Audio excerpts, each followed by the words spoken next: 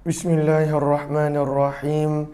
Assalamualaikum warahmatullahi wabarakatuh. Bismillah, alhamdulillah, wassalatu wassalamu ala habibillah Sayyidina Muhammad ibn Abdullah wa ala alihi wa sahbihi wa mawalah.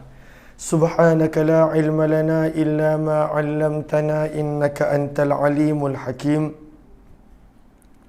ولا حول ولا قوة إلا بالله العلي العظيم.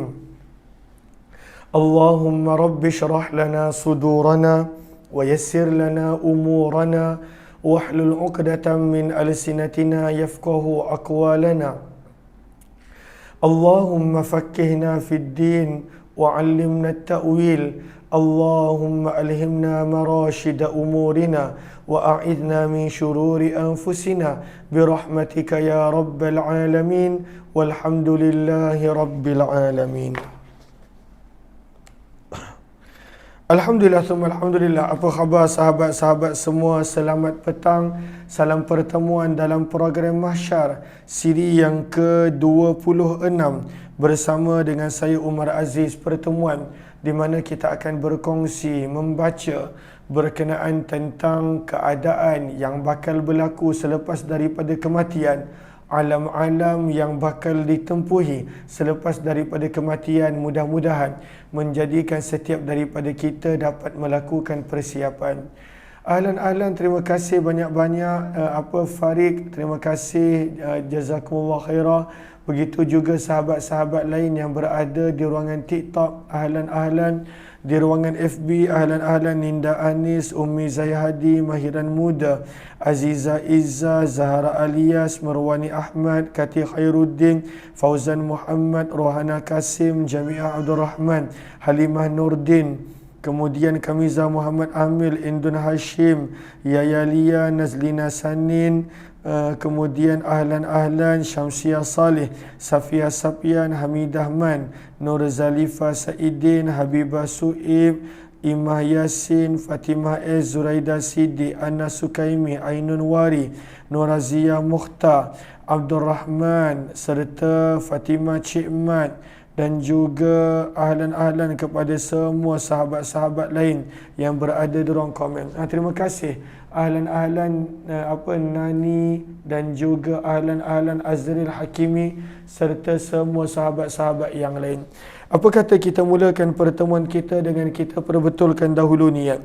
Moga-moga apa jua yang kita lakukan adalah kerana Allah Subhanahu wa ta'ala. Nawaitu ta'alluma wa ta'lim wa tadhakkura wa tadhkir wa naf'a wal intifa' wal ifadata wal istifadah wal hatha ala tamassuki bi kitabillah wa sunnati rasulillah sallallahu alaihi wasallam wa du'ai ila al-huda wa dalalati ala al-khair ibtigha'a wajhillah wa mardatihi wa qurbih wa thawabih.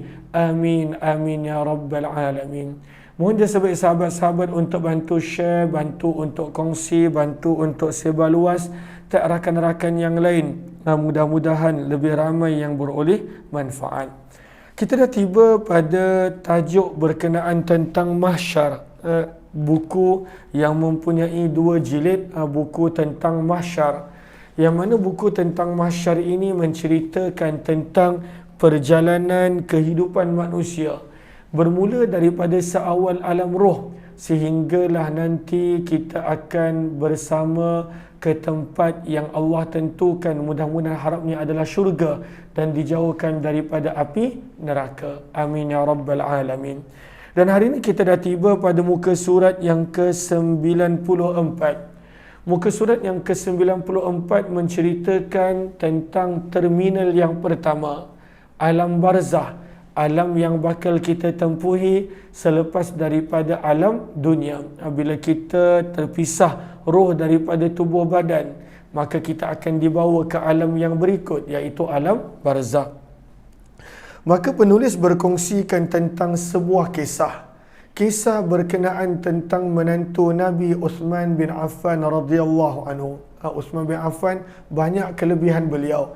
Antaranya dalam kitab Tarikhul Khulafa, Imam Jalaluddin Suyuti disebutkan bahawa Uthman bin Affan adalah satu-satunya manusia yang berpeluang berkahwin dengan 2 orang anak perempuan Nabi. Kebanyakan orang yang pernah berkahwin hanya berkahwin dengan 1 orang anak perempuan Nabi.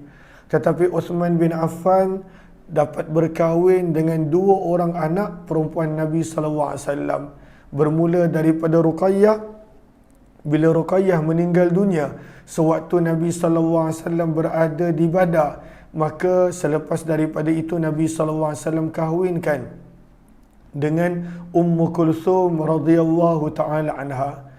Kemudian pada penghujung hidup Nabi, Ummu Kulthum pun meninggal dunia, dan pada waktu itu Nabi tidak ada lagi anak perempuan yang lain, semuanya sudah dikahwinkan Fatimah dengan Sayyidina Ali. Maka Nabi SAW bersabda, kalaulah aku ada lagi anak perempuan yang masih lagi belum berkahwin, nescaya akan aku kahwinkan dengan Uthman. Ciri menantu yang baik adalah seperti pada Uthman bin Affan radhiyallahu anhu. Ciri menantu yang baik, sikap yang mulia, akhlak yang mulia radhiyallahu anhu. Maka kisah ini menceritakan tentang Uthman.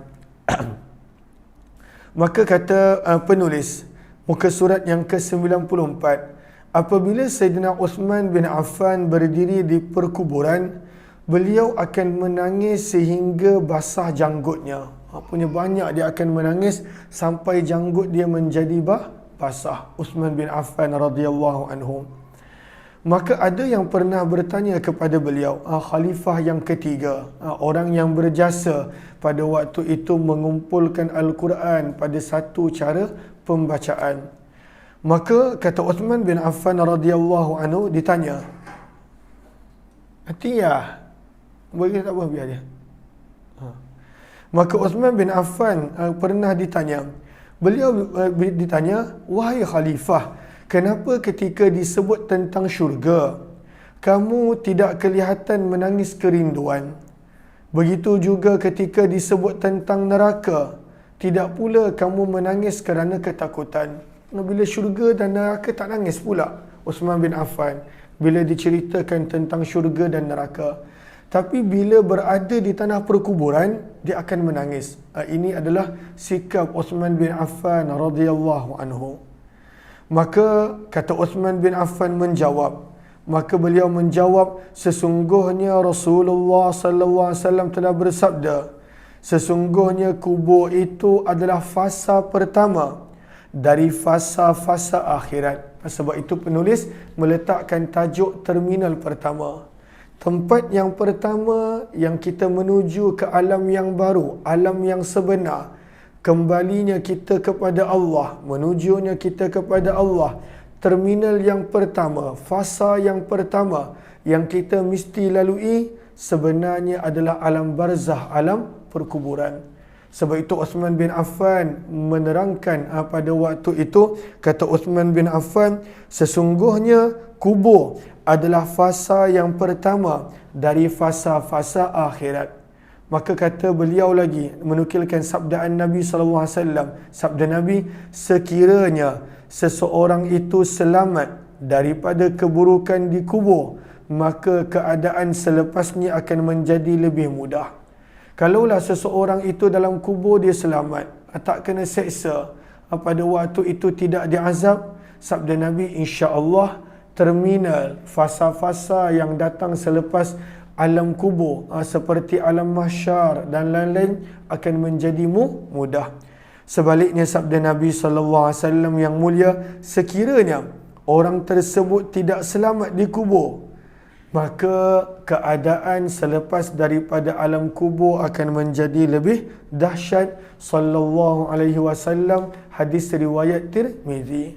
Oleh sebab itu Uthman bin Affan dia betul-betul emosi bila mengingatkan tentang kubur, tentang fasa yang pertama, tentang alam barzah, alam yang mula-mula kita lalui selepas daripada meninggalkan dunia yang sementara ini. Maka jawapan dia, kerana Nabi ajar begitu, Nabi sabda begitu. Fasa yang pertama, terminal yang pertama yang mula-mula akan dilalui oleh setiap manusia selepas meninggal dunia adalah alam kubur, alam barzah. Kalaulah di kubur selamat, maka insya-Allah yang lain Allah akan mudahkan. Tetapi kalaulah dekat kubur tak selamat dekat kubur, sangkut, diseksa, pada waktu itu Allah hukum, maka sabda Nabi, yang alam-alam seterusnya akan menjadi lebih dahsyat. Moga Allah jauhkan kita daripada fitnah kubur, daripada siksaan kubur. Sebab itu antara amalan yang patut kita amalkan adalah surah Al-Mulk sebelum daripada kita tidur. Baca surah Al-Mulk. Antara amalan yang lain adalah membaca doa ketika mana tahiyat akhir sebelum daripada memberi salam. Allahumma inni a'udzubika min azabi jahannam wa a'udzubika min azabil qabr, dan aku berlindung daripada siksaan kubur. Maka kubur adalah terminal yang pertama, fasa yang pertama, permulaan kepada alam-alam lain yang bakal kita lalui dalam perjalanan kita pulang menuju kepada Allah Subhanahu wa taala. Ahlan-ahlan kepada sahabat-sahabat yang baru join, terima kasih semua. Saya minta izin untuk minum. Suara saya jelas ke? Sebab tonsil saya, tekak saya bengkak sikit petang ni. Lalu adakah suara saya jelas? So far tak perasan komen yang kata tak jelas. Kalau tak jelas mohon maklumkan.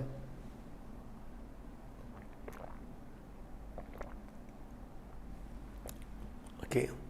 Dekat TikTok jelas, dekat Facebook pun jelas. Kak Langsu, Alia, Nani, kemudian Muzaishiro. Okey, terima kasih jelas. Terima kasih. Dia atas maklum balas.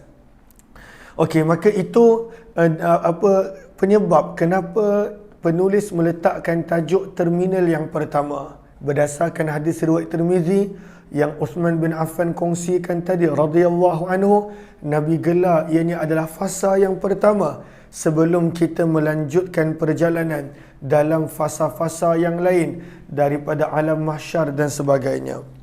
Maka kata penulis, Allah telah menentukan ajal seseorang sejak azali lagi. Semestinya sebelum kita datang ke dunia, Allah dah tentukan saat kematian kita.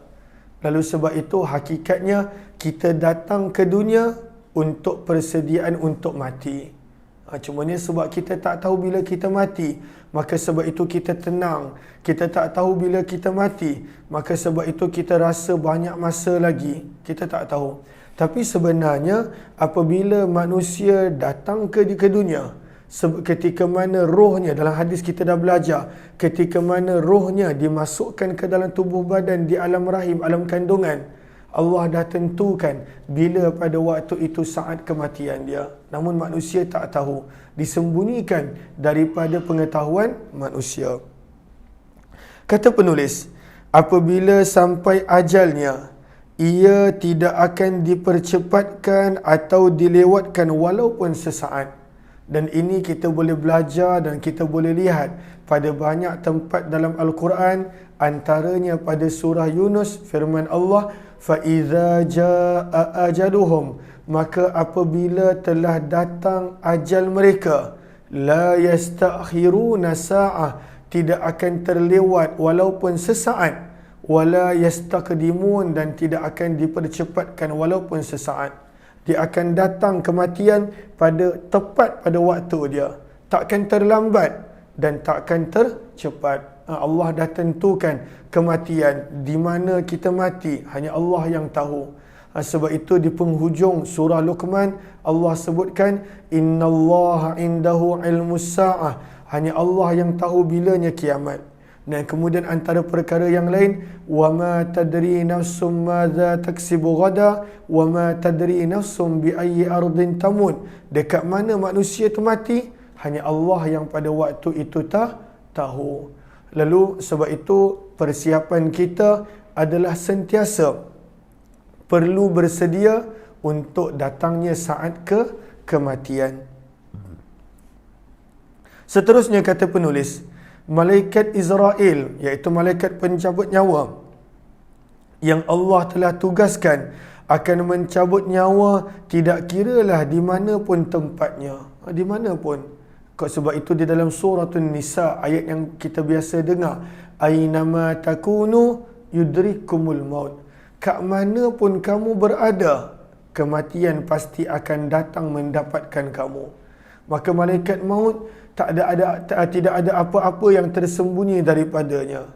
Apabila ditentukan je kematian, maka pada waktu itu malaikat maut akan mencabut nyawa manusia tanpa terlewat. Sebab itu dalam hadis digambarkan malaikat maut mempunyai pembantu-pembantu, penolong-penolong, yang pada waktu itu para malaikat pembantu dan penolong ini akan membantu urusan malaikat Israel, malaikat pencabut nyawa. Maka disebutkan di sini, maka apabila tibanya waktu, maka tidak kiralah di mana pun tempatnya, di mana keadaannya dan kedudukan seseorang itu.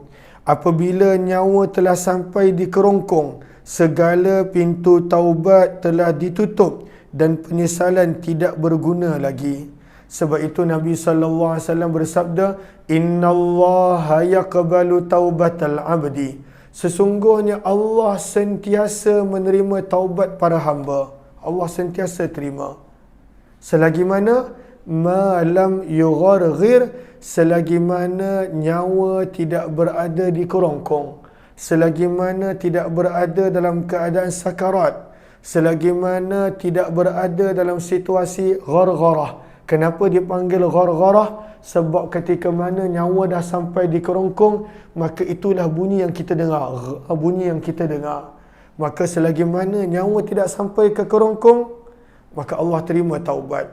Bila masuk dia fasa sakaratul maut, maka pada waktu itu taubat Allah tidak lagi terima. Maka sebab itu kita perlu sentiasa bersegera untuk bertaubat apabila melakukan dosa dan maksiat, kerana kalaulah datang kematian yang dalam keadaan kita tak bersedia, maka pada waktu itu taubat tidak lagi diterima. Okay. Ahlan-ahlan kepada sahabat-sahabat semua, terima kasih. Ahlan-ahlan. Waalaikumsalam warahmatullahi wabarakatuh kepada semua yang memberi salam, sama ada di FB ataupun di TikTok. Mohon jasa baik untuk bantu share kepada yang baru join, kepada yang belum, bantu untuk kongsi, bantu untuk sebar luas rakan-rakan yang lain. Mudah-mudahan perkongsian selama 30 minit ini menjadi peringatan untuk saya dan setiap daripada kita untuk membuat persiapan sebelum datangnya kematian. Kemudian penulis menukilkan kata Imam Ghazali. Apa kata Imam Ghazali rahimahullahu ta'ala? Nama beliau adalah Muhammad bin Muhammad Al-Ghazali. Maka kata Imam Ghazali, kematian itu datang tanpa meminta izin. Terjemahan dia, Imam Ghazali tulis dalam bahasa Arab. Kematian itu datang tanpa meminta izin, tanpa mengetuk pintu sebelum memasukinya. Lalu tak adalah malaikat maut akan bagi salam dulu, tekan loceng, Assalamualaikum, ada orang kat rumah ke tak? Assalamualaikum, tekan loceng, ting tong, tak ada. Dia tak ada datang bagi salam, dia tak ada datang pada waktu itu minta izin, tidak. Maka kata Imam Ghazali, kematian itu datang secara tiba-tiba dan amat mengejutkan. Kadang-kala kalau kita tengok ada sebahagian video yang pada waktu itu ada dalam mana, YouTube ke mana, ada orang share, kongsikan bagaimana ada orang tengah bawa kereta, kematian datang. Ada orang tengah makan, kematian datang. Ada orang tengah tidur, kematian datang. Ada orang tengah bercakap seperti biasa, kematian datang. Datang kematian. Maka kata Imam Ghazali, benar, kematian datang, dia tak ada bagi salam. Dia tak ada bagi salam. Kematian datang, dia tak ada nak minta izin dulu, Umar, nanti esok aku datang nak ambil nyawa, tak ada. Dan kematian akan datang pada waktu itu secara tiba-tiba dan dalam keadaan yang mengejutkan. Mr. Rudy keluar masuk balik baru tak lag. Minta maaf, mungkin ada sedikit sebanyak masalah pada line saya, minta maaf. Kalaulah pada waktu tu sangkut-sangkut, minta maaf. Okey. Kemudian kata penulis menukilkan tentang kata Sayyidina Ali bin Abi Talib yang panjang lebar tapi penuh dengan nasihat peringatan untuk hati yang lalai untuk setiap daripada kita. Maka kata Ali bin Abi Talib radhiyallahu taala anhu, jika hari kematianku telah tiba, bagaimana aku boleh lari daripada kematian itu? Kalaulah datang di hari kematian, kata Sayyidina Ali, bagaimana mungkin aku nak lari? Tak ada orang yang boleh lari daripada kematian. Hari di mana telah ditakdirkan untuk tidak boleh atau boleh. Hari yang ditakdirkan itu tidak aku takuti, kerana yang telah ditakdirkan mati tidak selamat daripada kemastiannya. Lalu kata Sayyidina Ali, aku tak takut bila datangnya kematian. Sebab kematian itu adalah benda yang pasti. Lalu orang yang cerdik, dia dah membuat persiapan untuk hari yang pasti, hari kematian tadi. Dia dah buat persediaan. Adapun benda-benda yang belum pasti, maka pada waktu itu dia tidaklah buat begitu banyak persediaan seperti mana untuk kematian. Okay, terima kasih Aisyah. Okay. Seterusnya kata Sayyidina Ali, wahai hamba Allah, berhati-hatilah, kerana berhati-hatilah kamu daripada kematian yang tidak dapat kamu hindari. Berhati-hati, bertakwa, bersedia daripada kematian yang kita tak dapat nak lari, tak dapat nak elak, tak dapat nak bagi alasan, tak dapat nak kata cop-cop tunggu dulu malaikat bagi aku 5 minit je, aku nak sedekah, tak boleh. Bagi aku 5 minit je, aku nak jumpa mak ayah minta ampun dan maaf, tak ada. Lalu kata Sayyidina Ali, bertakwa, berhati-hati daripada kematian yang akan datang dan kamu takkan boleh hindari. Jika kamu berada di mana-mana tempat, kematian akan datang menjemput kamu. Dan apabila kamu lari, pasti akan terpegang juga. Maut terikat di ubun-ubun kamu. Tak ada orang boleh lari. Seumpama maut itu berada dekat ubun-ubun kita, sentiasa bersama dengan kita, tiba je masa, maka pada waktu itu akan memisahkan roh daripada jasad kita. Maka carilah jalan selamat. Carilah jalan selamat dan bersegera, sebab di belakang kamu ada yang mengejar kamu, iaitu kubur. Ingatlah bahawa kubur itu ada kalanya boleh menjadi kebun daripada kebun-kebun syurga, atau moga Allah pelihara dan jauhkan, kubur boleh menjadi jurang daripada jurang-jurang neraka. Lalu kubur tu hanya ada 2, kata Sayyidina Ali, dan itu juga adalah sabdaan Nabi. Sama ada kubur tu, Masya Allah, dia dah menjadi umpama taman-taman syurga. Tenang, bahagia. Pada waktu itu dah hilang segala keresahan dunia. Tapi yang kita takut, yang kita risau, kerana kita tak buat persediaan. Kita pada waktu itu tak segera bertaubat apabila melakukan maksiat dosa. Maka kubur boleh menjadi lubang-lubang neraka, jurang-jurang daripada neraka. Maka kata Sayyidina Ali lagi, setiap hari akan berkata, dan ini sebenarnya hadis, apa yang Sayyidina Ali kongsikan adalah cebisan daripada hadis yang pelbagai, riwayat yang pelbagai. Maka kata Sayyidina Ali, setiap hari kubur akan berkata, akulah kubur yang gelap, akulah tempat persendirian, dan akulah rumah bagi ulat-ulat. Setiap hari kubur ingatkan, ana baitul wahdah, akulah tempat akan bersendiri. Dekat dunia, kita mungkin ada orang support kita, anak-anak, pasangan, ibu bapa, kawan dan teman. Ada orang bersama dengan kita. Nanti dalam kubur, seorang-seorang. Tak ada orang yang sanggup nak teman kita. Ahli keluarga kita yang masih hidup pun tak sanggup nak masuk kubur dengan kita. Tak ada siapa yang sanggup bersama dengan kita kecuali amalan baik yang kita berharap pada waktu itu Allah Subhanahu wa taala terima. Begitu juga kubur berkata, ana baitud dud, aku adalah rumah kepada ulat-ulat. Bila dimasukkan jasad kita, tubuh kita ke dalam kubur, maka ianya akan menjadi makanan untuk ulat, illa masya Allah, kecuali orang yang pada waktu itu Allah pelihara dan jaga. Ahlan-ahlan kepada sahabat-sahabat yang baru join. Ahlan-ahlan, waalaikumsalam warahmatullahi wabarakatuh. Kepada semua yang memberi salam, kalaulah rasa bermanfaat, mohon jasa baik untuk bantu share, bantu untuk kongsi, bantu untuk sebar luas. Mudah-mudahan lebih ramai yang beroleh manfaat. Muka surat yang ke-96. Maka penulis menukilkan pula kata-kata Imam Suyuti. Tadi kita telah dengar nasihat daripada Imam Ghazali dan juga Sayyidina Ali bin Abi Talib radhiyallahu taala anhu. Seterusnya dinukilkan kata-kata Imam Suyuti. Apa kata Imam Suyuti? Maka kata Imam Suyuti berkata bahawa kematian adalah saat berakhirnya alam dunia yang fana, yang sementara, bagi manusia untuk berpindah ke alam yang kekal, iaitu alam akhirat. Lalu apa yang kita lalui daripada alam dunia, daripada alam kandungan ibu, ini semuanya adalah alam yang sementara. Allah jadikan dunia itu indah, perhiasan. Inna ja'alna ma'alal ardi zinah, di dalam suratul Kahfi. Dunia itu indah, dunia itu cantik. Dunia itu pada waktu itu tak ada orang nak tinggalkan dia. Dalam hadis Nabi sebut, dunia ini hulwah, manis, khadirah, sedap dipandang oleh mata. Tapi semuanya sementara. Semuanya sementara. Sebab itu pada ayat yang berikutnya dalam suratul Kahfi Allah sebut, wa inna laja'iluna ma 'alaiha sa'idan juruza. Allah akan binasakan, hancurkan semua yang ada di atas dunia.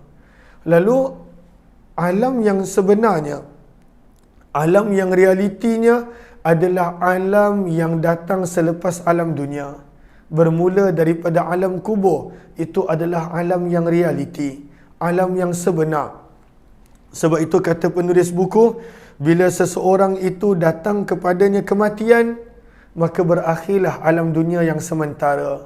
Dia dah kena masuk pada alam yang sebenar, alam yang real, alam yang hakiki, iaitu alam dan untuk kembalinya kita kepada Allah bermula daripada alam kubur dan juga alam akhirat. Firman Allah, penulis menukilkan daripada suratul Qaf ayat yang ke-19.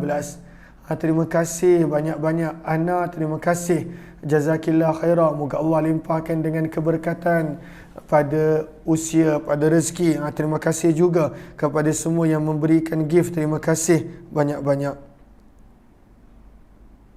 Lalu Azizah Abdul Aziz terlewat masuk kerana dapat berita anak buah baru meninggal di Hospital Taiping. Moga Allah tempatkan almarhum ataupun almarhumah di sebaik-baik tempat di kalangan orang-orang yang diradai oleh Allah. Amin ya rabbal alamin. Maka firman Allah dalam suratul Qaf, dalam surah Qaf, surah Qaf berada pada juz yang ke-26. Kita buka sekejap surah ni. Surah Qaf, surah yang berada pada juz yang ke-26. Allahumma salli ala Muhammad, surah yang ke-50. Surah yang ke-50 pada ayat yang ke-19. Firman Allah Subhanahu wa taala,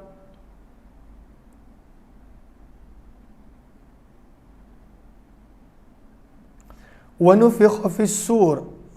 Minta maaf, ayat yang ke-21 sebenarnya. Surah Qaf ayat yang ke-21. Kena betulkan, surah Qaf ayat yang ke-21. Allahumma salli ala sayyidina Muhammad.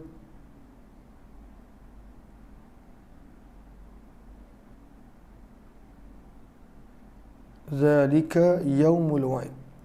Betul, ayat yang ke-19. Ayat yang ke-19. Minta maaf, saya tersilap nampak. Maka firman Allah, waja'at sakratul mauti bil haq. Firman Allah Subhanahu wa taala, dan apabila sampainya ajal seseorang itu, waja'at sakratul maut bil haq, dan apabila sampai ajal seseorang itu, maka datanglah sakaratul maut membawa kebenaran yang telah dijanjikan serta dikatakan kepada yang mengingkarinya sebelum daripada itu, zalika ma kunta minhu tahid, inilah perkara yang engkau selalu lari daripadanya. Bila pada waktu itu datangnya kematian, bila datangnya waktu manusia tiba untuk meninggalkan dunia, ianya bermula daripada sakarat. Fasa-fasa kesakitan yang bakal dilalui semasa nak berpisahnya roh daripada tubuh badan. Maka waktu sakarat itu, malaikat akan berkata, "Zalika ma kunta minhu tahid." Inilah perkara yang kamu selalu tak percaya, yang kamu lari. Rasakanlah kematian yang sedang menimpa ini. Ahlan, terima kasih banyak-banyak Mira Harun, Ana. Terima kasih kepada sahabat-sahabat semua. Terima kasih, moga Allah balas dengan sebaik-baik ganjaran dan kebaikan. Maka sebab itu, bila kita diingatkan oleh Allah tentang jangan lari daripada kematian. Zalika ma kunta minhu tahid. Jangan lari daripada hakikat kematian. Maka apa yang patut kita buat? Kata penulis, maka perbanyakkanlah mengingati mati. Kita tak disuruh untuk bunuh diri, tak, ataupun segerakan kematian.